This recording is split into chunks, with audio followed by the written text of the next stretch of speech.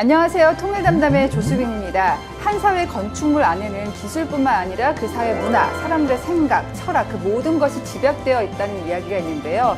지난 시간에 이어서 북한의 주거 문화와 건축을 통해서 그 이념을 살펴보고 있습니다. 오늘도 안창모 경기대학교 건축학과 교수님 그리고 남인희 씨 나와주셨습니다. 어서 오세요. 네, 안녕하세요.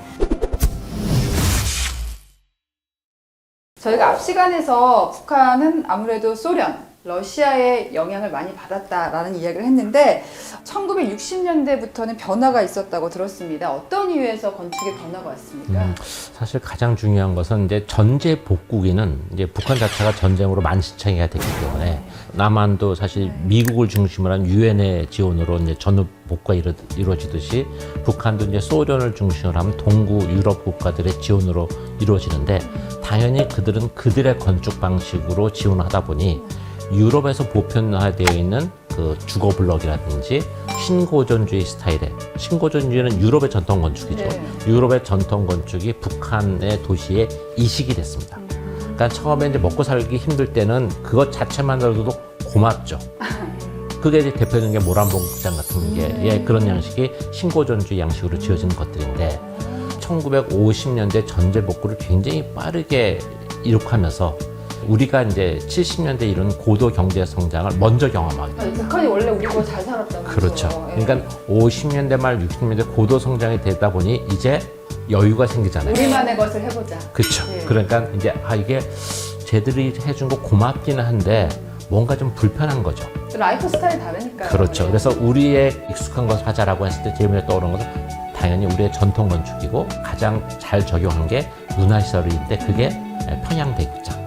평양대극장. 그 다음에 인민들이 즐겨 먹는 냉면집인 옥류관. 그 다음에 학생소년 궁전 같은 것들이 이제 그런 거 대표적으로 성공적으로 자리 잡으면서 이것이 우리의 민족 건축 양식이다. 라게 됩니다. 그러니까 사실은 절대 빈곤에서 벗어나서 자신들의 것을 찾을 수 있는 여유를 갖게 된 시점에서 우리의 전통 건축이 북한 사회에 부활했다. 이렇게 보시면 될 것 같습니다. 제가 지난 시간부터 갑자기 듣다가 궁금해지는데 들락날락 하시는 것 같아요. 북한 땅은 3번밖에 못 가봤습니다. 어제 보신 것 같아요. 네. 우리 미니 씨는 아까 말씀하신 곳 다 네. 가본 거예요? 가보기는 했죠. 근데 네. 이제 평소 그냥 뭐 그렇게 유심히 살피며 지나다니지를 않으니까. 근데 아까 교수님 얘기할 때, 그 건물 하면서 그런가 보다. 저도 이제 조금 알게 되는 것 같아요. 이게 알아야 보이는 거예요. 네. 세 번만 가신 분이 한 300번 다녀오신 것처럼. 네. 도상으로 연습을 많이 했습니다. 자, 북한에서는 근데 지도자의 말 한마디에 법도 바뀌지 않습니까? 김일성, 김정일, 김정은으로 오면서 혹시 이 건축물 뭐 이런 짓는 방식에도 변화가 있었습니까? 그렇죠. 사실은 이제 건축이라는 것이 갖고 있는 굉장히 상징성 때문에 건축은 사실은 모든 국가의 지도자들한테는 굉장히 중요합니다.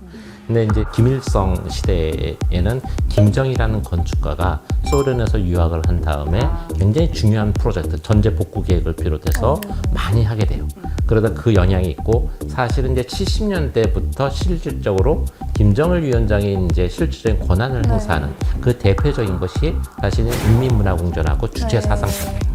그 두 건물 같은 경우는 김일성이 태어난 지 70년을 기념해서 네, 그렇죠. 만들어진 일종의 헌정 프로젝트예요. 네. 네. 김일성에 대한 헌정이고 사실상 김정일이 실질적인 후계자임을 네. 확고하게 드러내는 그런 프로젝트라고 할 수 있는데 김정은 위원장이 이제 집권을 하면서부터는 마온춘이라는 건축가가 있는데 그분은 세대가 다 다른 거죠. 예. 그래서 최근에 지어지는 김정은 시대는 유럽의 경험도 네. 있고 그다음에 없는 살림의 도시의 분위기를 바꾸려다 보니까 칼라를 가지고 분위기를 바꾸는 그래서 컬러가 지금 굉장히 그 포스트 모던한 칼라 분위기 나는 것은 두 분은 좀 못 느끼시겠지만 우리가 70년대 한때 서울에서도 명랑한 서울, 명랑 사회 만들기 뭐 이런 분위기가 분위기가 있었거든. 그러니까 럭키 서울 노래가 막 이렇게 울려 퍼지고 하던 시절에 그 분위기를 연상시키는 게 지금의 평양의 분위기라는 생각이니까 시대마다 그 분위기에 따라 그걸 주도하는 리딩하는 건축가들이 있었던 것 같습니다. 그래서 저희가 진짜 우리 미니 씨 나온 다음에 네. 평양이 보면은 색깔이 많아졌잖아요. 네. 그래서 얼핏 보면 무슨 미드 센추리의 영향을 받았나 싶은데 없는 돈에 이렇게 확실하게 달라졌다는 걸 보여주기 위해서 그런 측면도 그렇죠. 있었군요. 그래서 제가 2005년에 평양을 갔는데 최근에 갔다 온 분이 준 사진을 보면은 똑같은 건물인데 색깔이 입혀져 있어요. 네, 그렇죠. 페인트 칠을 다 네, 했었거든요. 그게 페인트를 칠해서 그런 거. 네. 그게 가장 손쉽게 환경을 미화하는 방법이죠. 고층 건물도 남한보다 먼저 지었다고 하더라고요. 그렇죠. 북한 건축 기술 수준이 어느 정도 와 있는지 좀 궁금하네요. 사실은 건축은 뭐 한 100층까지 지으려면 굉장히 힘들지만 지금 북한을 짓는 것 정도는 사실 그렇게 첨단적이가 아니었고 사실은 건축 기술은 북한과 우리의 큰 차이가 나는 게 북한은 공업화 건축을 일찌감치 발전시켰고요. 네. 우리나라는 공업화 건축을 발전시키지 않았습니다. 우리는 그래서 뭐예요? 우리는 그냥 그 일반적 습식으로 해서 현장에서 모든 걸 만들어가는 방식인데 네. 맞아요. 네, 북한에서는 공장 생산된 부재를 현장에서 조립하는 방식으로 하다 보니까 지금 믿을 수 없을 정도로 빠르게 건물이 지어지는 것은 공업화 건축으로 상당히 많은 자재들을 공장 생산하기 때문에 그렇습니다. 그다음에 그래서 질적인 수준도 비교적 균질하게 유지가 되죠. 우리처럼 겨울철이 있는 나라에서는 겨울에 공사가 힘들거든요. 예상 밖이네요. 그렇죠. 그런데 이제 우리나라도 이제 50층, 100층으로 가게 되면은 철골을 사용하기 때문에 이거 자연스럽게 공업화 기술이 들어가게 돼서 우리도 굉장히 빠른 속도로 짓습니다. 근데 북한은 이 철골 생산에 일정한 한계가 있기 때문에 60층, 70층 되는 집도 기본적으로 철근 콘크리트를 핵심 구조의 코어로 사용해서 나머지 부재들을 공업화 부재로 사용하다 보니까 근본적으로 우리랑 차이가 있는데 이 건축 기술의 수준은 뭐 사실은 크게 다르지 않다. 다른 길로 발전해 왔다. 근데 이제 굳이 100층까지 고도화된 거 생각하면 당연히 우리가 앞서 있죠. 주택을 싸고 빠르게 공급하기 위한 공공주택의 정책이 북한이 먼저 시행됐기 때문에 우리는 주택 공급이 민간 시장 논리로 하기 때문에 네. 아마 우리나라 경제 수준에 비해서 주택 공급의 정책은 전 세계에서 가장 독특한 시스템을 유지하고 있습니다. 공공성이 가장 비중이 작죠. 아, 그렇죠. 의외로. 그 아파트라는 거 사실 자체가 가난한 사람들한테 대량으로 맞습니다. 공급하려고 했던 바로 건축 그 양식인데 우리나라에서만 이렇게 네. 민간에 성공한 맡기면서 도시인의 부자 아파트 집 이미지. 이렇게 되버렸죠. 미니 씨는 지금 남한에서 어떤 집에 사시나요? 저 아파트에 역시 얼마 전에 이사를 했거든요. 얼마 전에 네, 그래서 행복해요. 너무 행복하죠. 남한하고 북한에서 그 경험한 아파트의 네. 차이라고 해야 될까요? 그 어떤 걸 느껴요? 북한에서는 아직도 단칸방에서 그리고 이제 화장실도 너무 좁고 약간 그런 데서 저희가 4명에서 모여 살았는데 그래도 한국에서 뭔가 확실한 기준이 있잖아요. 단칸방에 그 4명이 들어가는 건 너무 이제 말이 안 되고 약간 화장실도 두 개. 네, 그렇죠. 화장실도 2개가 되고 어느 정도 사람이 이제 인원수가 늘어나면 이제 평수도 늘어나야 되고 그리고 들어가면 거실이 굉장히 잘 되어 있고 거실이 되게 마음에 들더라고요. 북한에서는 거실이 좁고 방 위주로 모든 게 되어 있다 보니까 가족들이 다 이제 따로따로 들어가 모이면 있어요. 안 돼.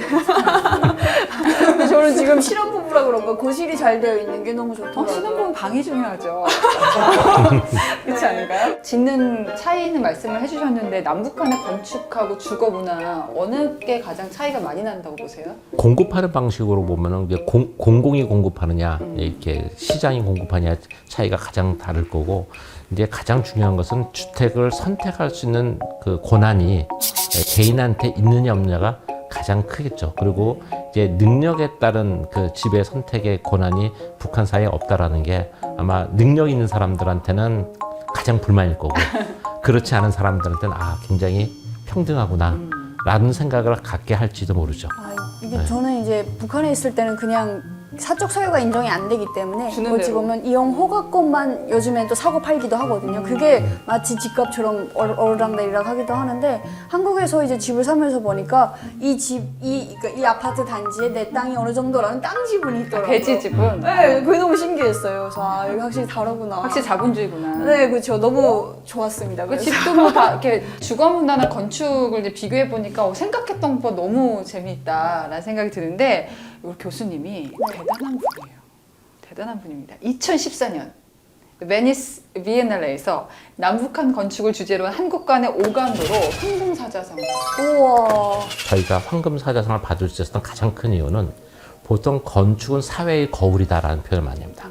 그 건축은 사회적 산물이기 때문에 그 사회의 성격을 가장 반영을 많이 한다고 알고 있는데 이것을 증명할 방법이 없었어요. 저는 공부를 하면서 야 이게 남과 북은 이게 도시화 건축이 바로 그런 건축계의 수학적 공리 같은 그것을 증명할 수 있는 세계 유일한 나라다라고 생각을 했어요. 왜냐하면은 우리는 땅덩어리가 좁죠. 근데 반만 년에 걸쳐서 동일한 문화를 굉장히 오랫동안 유지해 왔었기 때문에 이 바뀐 것의 차이는 이데올로기의 차이 때문 아니겠느냐. 더군다나 북은 6.25 전쟁 때 완전히 황폐화됐거든요. 네. 우리도 남한도 많이 피해를 입었다고 하지만 북한보다는 상대적으로 적게 피해를 입어서 남측은 자본주의, 북은 사회주의가 도시와 건축을 어떻게 다르게 만들었는지를 한번 주제로 잡아보자. 그 주제가 전 세계의 건축인들이 가장 궁금해했던 부분이었습니다. 그것이 아마 좋은 평가를 받았던 것 같습니다. 왠지 그 통일이 되면요 건축이 남한도 그렇고 북한도 그렇고 네. 굉장히 발달할 것 같지 않아요? 막 지어야 되잖아요. 네, 그렇죠. 예. 북한은 뭐 지어진, 그러니까 평양 빼고는 예. 거친 건물이 거의 없고 하다 보니까 아마 건설 지을 때가 굉장히 많지 않을까. 저는 그렇게 생각을 해서 어디 땅을 사놔야 돼. 통일이 되면은 북한하고 남한 건축물이라고 해야 될까? 건축 문화나 주거 문화가 어떻게 변화할 거라고 예측하세요? 사실 그거는 굉장히 어려운데요. 왜냐면 그 주거의 거주의 습관은 굉장히 보수적이어서 그렇게 쉽게 바뀌지는 않을 겁니다. 특히 통일이 된다고 했을 때 북이 사회주의 체제를 빠르게 포기할 수 있느냐? 인민들은 포기 바로 할 것 같아요. 아니 예. 정치적으로는 포기해도 예. 삶의 환경이 안 바뀝니다 쉽게. 통일을 생각한다고 하면 지금은 보통은 정치 경제 문제로 얘기하는데 그래서 사실 사회 문화 통합이 미리부터 준비되지 않으면은 사실은 굉장히 아마 어려운 문제가 닥칠 것 같습니다. 자, 앞으로 통일이 되면은 이 남북한의 주거 문화나 어떤 건축 같은 것도 해결해야 될 숙제가 참 많겠다라는 생각이 듭니다. 그때 우리 교수님 같은 네. 활약을 많이 하실 것 같아요. 도움이 될 수 있으면 좋겠습니다. 빨리 통일이 돼야 되는데. 그렇죠. 네. 자, 2회에 걸쳐서 북한의 주거 문화와 건축에 대해서 알아봤습니다. 두 분 너무 감사해요. 감사합니다. 네, 특히 미니 씨 살았던 얘기를 해주시니까 너무 생생했습니다. 자, 저희는 다음 시간에 또 새로운 주제로 만나겠습니다. 함께 해주신 여러분 고맙습니다. 통일 한다.